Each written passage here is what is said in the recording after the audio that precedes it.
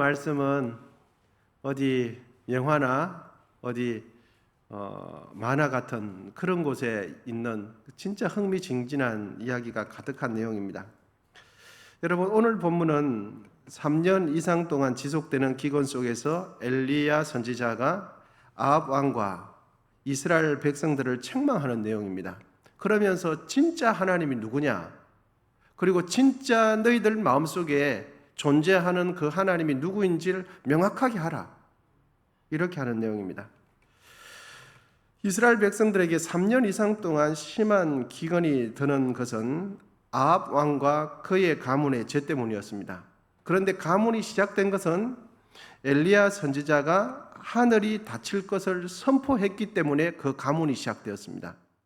가뭄의 원인은 아합과 그의 가문의 죄 때문인데, 가뭄의 시작은 엘리야 선지자가 하늘이 닫히도록 기도했기 때문이죠. 여러분, 17장 1절 하반절에 보면 17장 1절인데 엘리야 선지자가 아합 왕에게 하는 말인데요, 17장 바로 앞장이니까 17장 1절 한번 읽어보시면 도움이 될 것 같습니다. 17장 1절인데요, 같이 한번 읽도록 하겠습니다. 시작.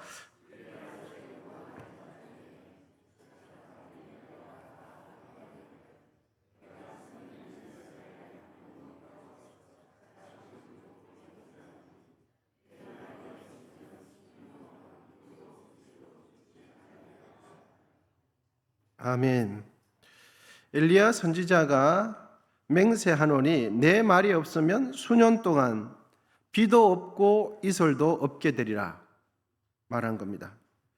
여러분, 우상 숭배로 심령이 강팍했던 아합 왕은 하늘이 닫힌 것, 하늘이 이슬을 내리지 않는 것, 비를 내리지 않는 이유가 엘리야 때문이라고 오해하고 있었습니다. 아합 왕은 그렇게 했습니다. 그런데 정작 가뭄이, 극심한 가뭄이 들고 기근이 들게 한 장본인은 누구입니까? 경건한 엘리야 선지자 때문이 아니죠. 자신과 그의 아버지, 그들의 가문의 죄 때문임을 알지 못하고 엘리야 때문이다, 엘리야가 기도해서 그렇다, 이렇게 생각하고 있었던 것이죠. 본문 18절은 그 가뭄의 이유를 또다시 명확하게 밝혀주고 있는데, 본문 18절입니다. 본문 18절 우리 다시 한번 읽어보도록 하겠습니다. 그가 대답하되 내가 이스라엘을 괴롭게 한 것이 아니라 당신과 당신의 아버지의 집이 괴롭게 하였으니 이는 여호와의 명령을 버렸고 당신이 바알들을 따랐음이라. 아멘. 아합은 이렇게 생각했습니다. 엘리야 때문이다. 그런데 엘리야는 이 땅에 기근이 왜 들었는지 정확하게 하나님의 중심적인 관점으로 보았을 때 아합과 그의 가문의 죄 때문이다, 이렇게 했습니다. 가뭄이 지속되는 동안 엘리야와 아합은 만나지 않았습니다. 그런데 드디어 수년 동안 만나지 않던 엘리야와 아합이 만나게 되자마자 아합 왕은 엘리야를 향하여 이렇게 말을 합니다. 이스라엘을 괴롭게 하는 자여 너냐? 본문 17절인데요, 17절에 보시면 괴롭게 한다는 것은 이스라엘의 이 같은 가뭄, 기근이 들게 하는 재난을 불러온 자는 너냐, 이렇게 하는 것입니다.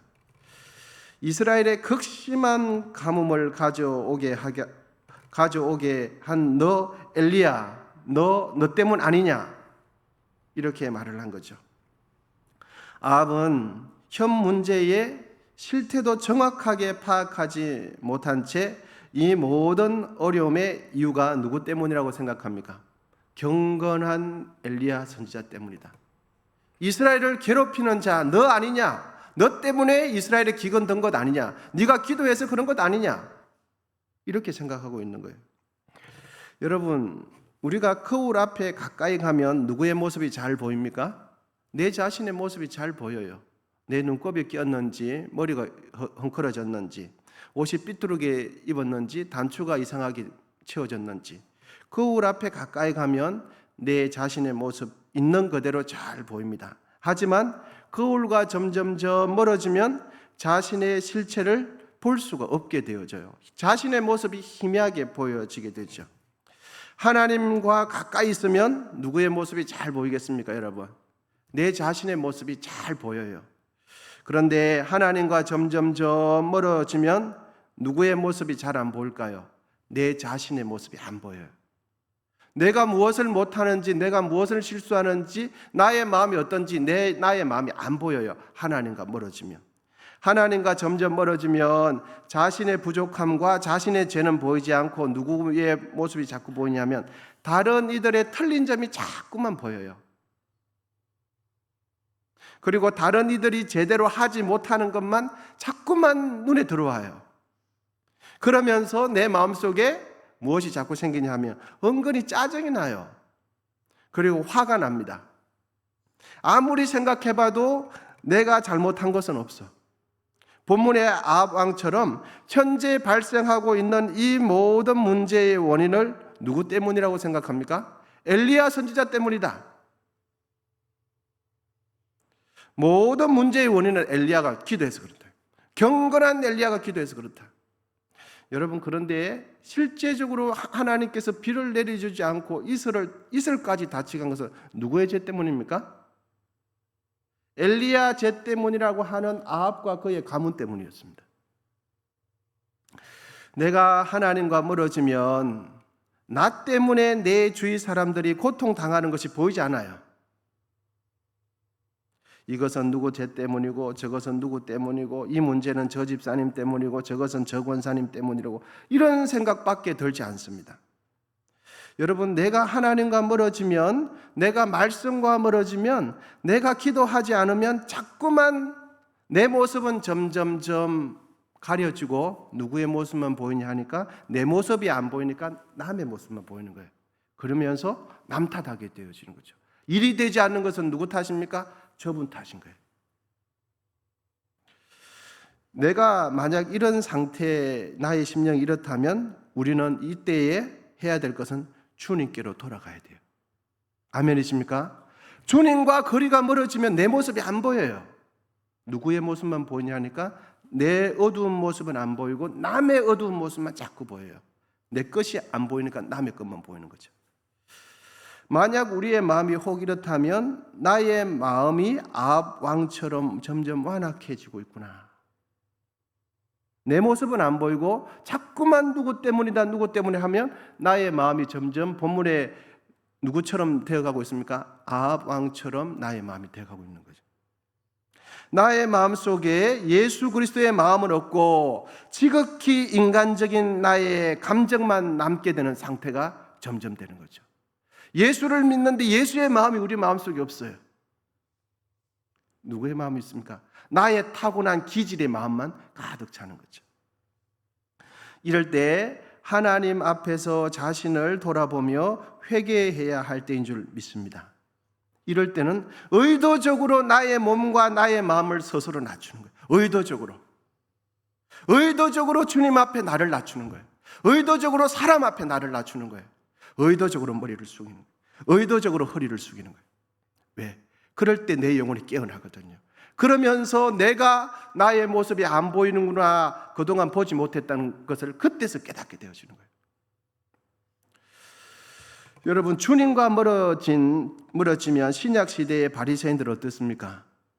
주님과 멀어진 신약시대의 바리새인들은 어떻습니까? 하나님 말씀 기가 막히게 잘 알았죠.